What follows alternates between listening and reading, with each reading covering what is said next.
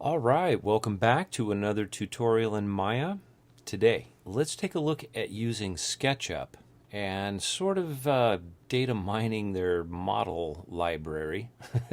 And we'll sort of rob them of some models, and we're going to take these models out of SketchUp and into Maya and kind of pay attention to what's happening along the way in the process. And this is a sort of a gold mine. SketchUp is a gold mine for models and things like that. If you're doing architectural interiors, etc., and you might need a period piece or something, and you name it, somebody's modeled it on SketchUp. So anyway, you might want to install SketchUp first. Okay, just go and get the appropriate version for your operating system, and then go over to the 3D warehouse. Okay, now the 3D warehouse is also a Google kind of thing. It has models that are SketchUp models up the wazoo. Okay, I did a search result for or a search for chairs, and I came up with 25,172. And what I'm going to sort of concentrate on is I want to bring in a specific model from the 3D warehouse, and it's the Gustav Dusing small chair 23D. Okay, so anyway, that's pretty much it. You can find the 3D warehouse anywhere. Just type in on your Google 3D warehouse, and you're there. Okay, so this is where we're going to be downloading models from. Now, as well, you can be inside of SketchUp, and if you go to your file, or excuse me, edit. Oh, now I'm on Firefox. If you go to SketchUp and go to File, you can go to the 3D warehouse directly and get models and bring them into your currently open scene. But I sort of prefer to not do it this way. I prefer to just sort of call it up on online. Where are we at? So I just go to Firefox and I bring it up. And now I can kind of sort through all the models here, and it's just an easier workflow for me. You can download them directly by clicking here, or you can open them up. Now, in this case, I want to go ahead and find this Gustav Dusing small chair 23D. So I'm going to hit search. All right. And I get one result, and there it is. Okay, it's by Martin T. Nice job, Martin. Anyway, let's take a look at this model. He gives a description of what it's made out of, like plywood, and I just thought it was kind of cool to kind of use as a model.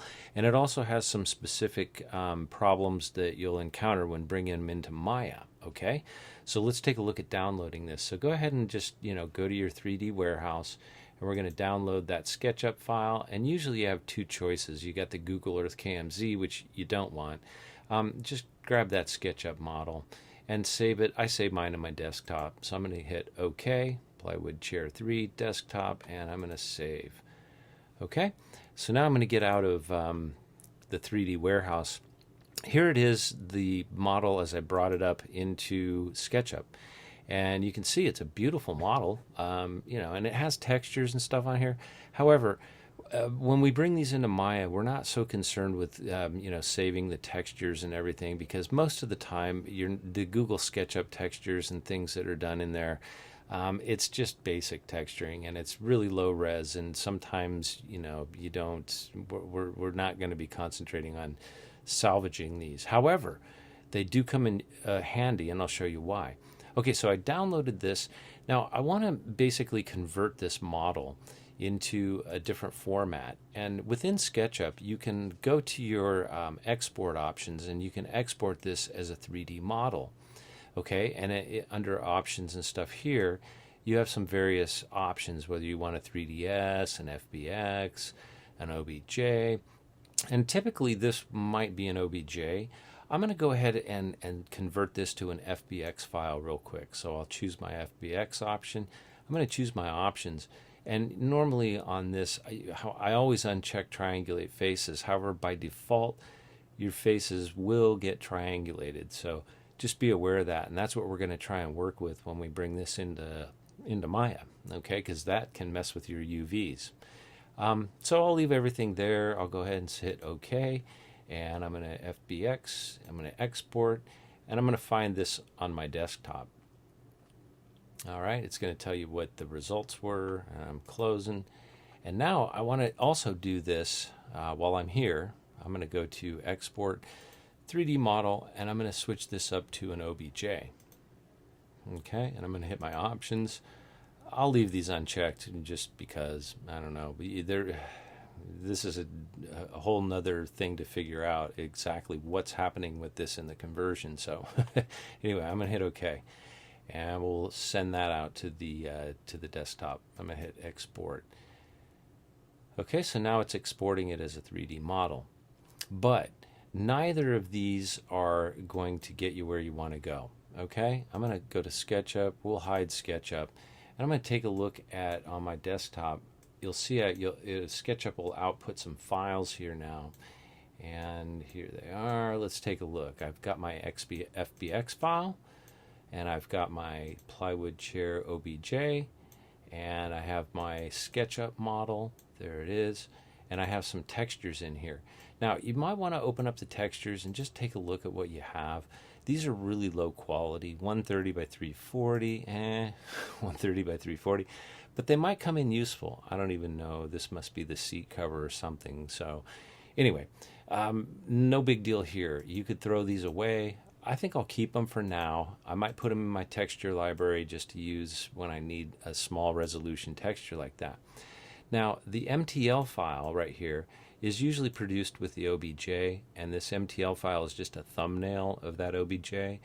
You don't always need to keep these. I go ahead and throw them away because I just don't like extra file clutter, and now I just have the OBJ. Okay, so let's go into Maya and bring these into Maya now. We'll go ahead and import them and see how they converted. I'll go over here to my Maya. Yeah, I got a fresh scene opened here. I'm going to go ahead and go to File, and I'm going to import. And I might want to set my options. I mean, right now it's set on FBX. I could switch it to the OBJ. I'll leave it at FBX right here, and I'll go Import.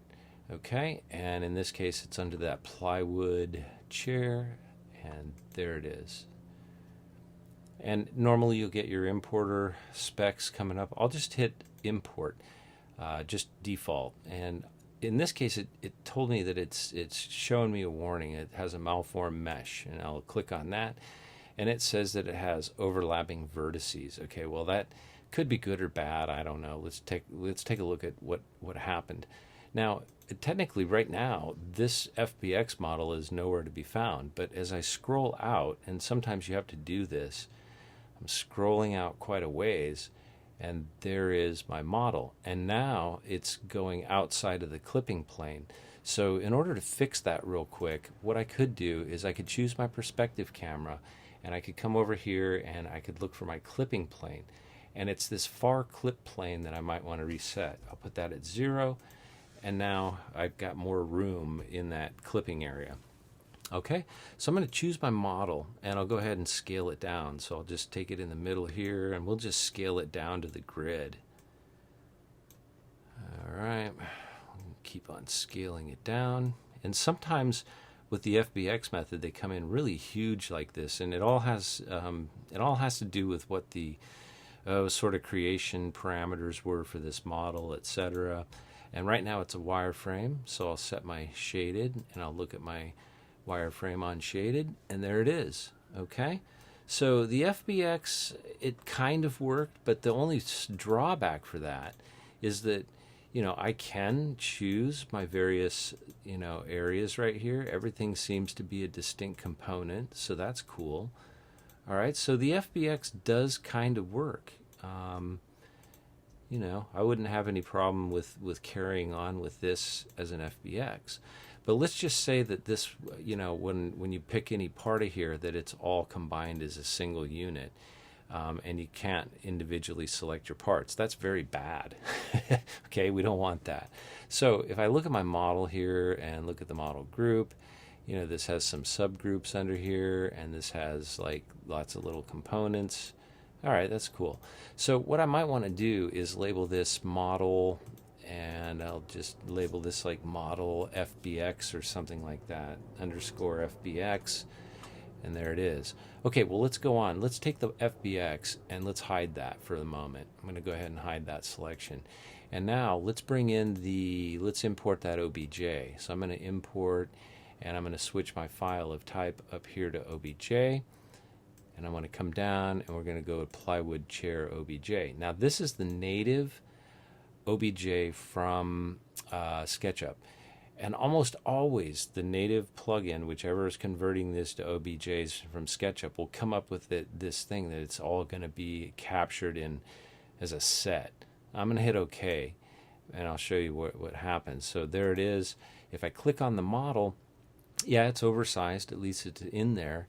And you can see where it does have, you know, a surface. But technically it's just one surface. And we really don't want that because we want to create some UVs that are somewhat correct. They're not ideal, but they're correct. So this is very bad, all right? So you see where all the parts are here, but we don't have access to them. Okay, so that's just one fundamental flaw of the SketchUp OBJ export. All right, so I'm going to go ahead and choose my group here, and I'm going to hit delete, all right? And now I want to search for an alternative, something that gives me a clean OBJ, because I know the FBX works, but OBJs are sometimes better to work with, just in some cases. Okay, so in this case, what I had to do is I had to find an OBJ exporter for SketchUp that was good. Okay, and here's where I went. I went to found a link to an OBJ exporter for SketchUp, and I just did a search. Okay, Sketchucation OBJ exporter, and it brought me to this page, sketchucation.com. And here is the OBJ exporter version v3.0 2013-0131. All right, so you're on your own to get this, but go ahead and just get this file, download it, save it to your desktop or wherever, and I'm going to show you where that goes. Okay, so I'm going to get rid of that for a second. When I downloaded it, I got it right here on my desktop, and I know where it's at. Now, on a Mac, what you have to do is come up here and click on Go, and you're going to hit Option on your keyboard, and that's going to let you get into your library. And I'm going to go into there, let up on the option there, and I want to go into Application Support, and I want to look for SketchUp 2014. There's my SketchUp, and here's my plugins. Okay, and you'll see OBJ exporter is in that folder. So I basically downloaded the file and put it in that folder. Now, if you're on a PC, it might be a little bit different. Just navigate to your plugins folder for SketchUp. You can do the research to find out where it needs to go, but just make sure it gets put in the right folder. Okay, and then restart SketchUp, and you'll now have access to that OBJ exporter. Okay, so I'm going to come into, let's get into SketchUp. Where's my sketch? Okay, so now when you come up to File and you come down, instead of going to your export options here, you'll see that you'll have the OBJ exporter right here. Okay, so that's great. So I'm going to go ahead and click on OBJ exporter, and it says plywoodchair.obj. I'm going to label this plugin so I can differentiate between my two OBJ files, and I'll just let it go to the desktop, and there we go. Okay, so I'm going to hit Save. And usually it'll ask you if you want to, save your files to PNG. I don't. I'll just hit Save. And you'll see the line down here with your progress. And it'll make a little noise when you're done. And then we can open this thing up in Maya. Okay, so there it is. It's done. I'll go ahead and hide SketchUp. Let's look for my files now. They're right over here. I got the plywood chair. There's my OBJ. Here's that thumbnail. I'm going to go ahead and throw that away because I don't like that file. And then here's the textures. Okay, so we got the zebra wood and that carpet, blah, blah. I'll go ahead and throw this away because I already have them over here. Same textures. We'll just sort of keep it clean. And now we want to grab this OBJ. So I'm going to come back into Maya. And we're going to go ahead and go to File, and we'll go ahead and open, actually we'll import, and we'll go down to Plywood, and it's an OBJ, so what I want to do is make sure I switch up to OBJ, and that enables my Plywood 3 chair, but I want that one that says plug-in. Okay, that's why I differentiated that. I'm going to go ahead and hit open. Okay, and predictably, always with this exporter, you get a really clean OBJ, and it's always very small, kind of always comes in here in the origin. So there it is. So now I have a nice group. It didn't give me any warnings. I can go through here and I can pick each individual part. All right, so that's a clean OBJ, and it came in right there. So I'm going to go ahead and just sort of look at that group for a sec. Now I'm going to deselect that. Sometimes I'm going to click that. We'll focus on this area. Sometimes you'll get these black textures, okay, or it looks like a black texture, but it's really not. It's really a normals problem, and this is fairly consistent across the board with this OBJ exporter. So what we want to do is take a look at these and make sure you're in your polygon menu set and come over to normals and just reverse those normals, okay? And that now makes it look, you know, normal. I'm going to go ahead and select this section. We'll go to normals. We'll go to reverse. And you can see where that happened. Now, if it's all over the place, I'm going to go ahead and just select a lot of these parts. As shift select, I'm going to shift select the inside of there. I'm going to shift select this part.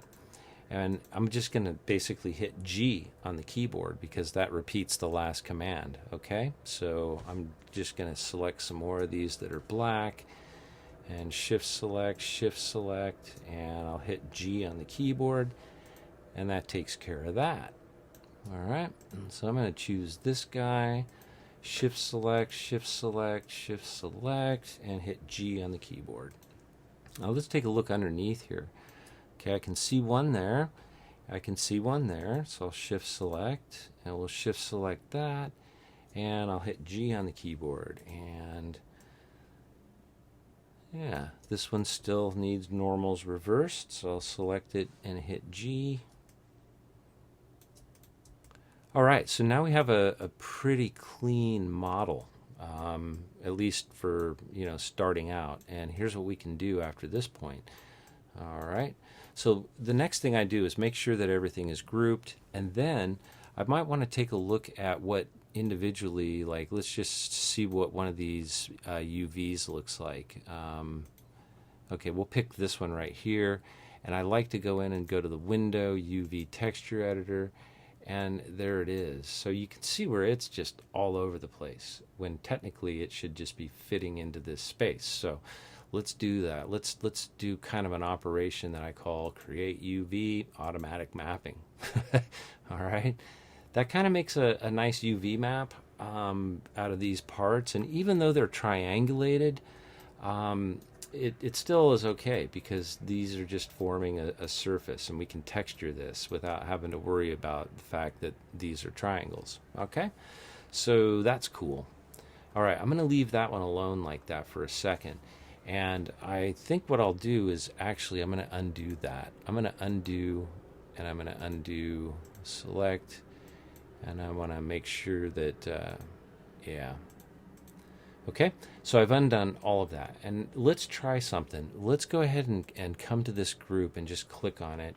And you can see in the UV texture editor, when you have this window open, that those things are all over the place. So I'm going to go ahead and go to create UVs, and I'm going to go to automatic mapping.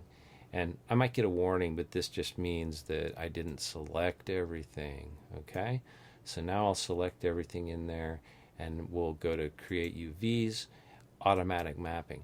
Now, this is normally the time when Maya likes to crash, but with this OBJ exporter, 99% of the time, you never get a crash, which is great. So whoever wrote this little plugin, awesome. So there they all are. That's every UV in this model. So now I can go back to the group, and I can pretty much look at various UVs, and yeah, they're all kind of within that UV space. All right, so now we can get to texturing, but at least everything is properly placed and it's ready to go. Okay, so there it is. And yeah, that's just about it. Okay, so that process will pretty much be the same process no matter what you do. Okay, So just apply this process to every model that you bring in from SketchUp and have a great time and make some cool stuff and, you know, enjoy. All right. Hey, thanks for watching. And as always, read a book and, yeah, be a good person too. Okay? Great. Thanks for watching.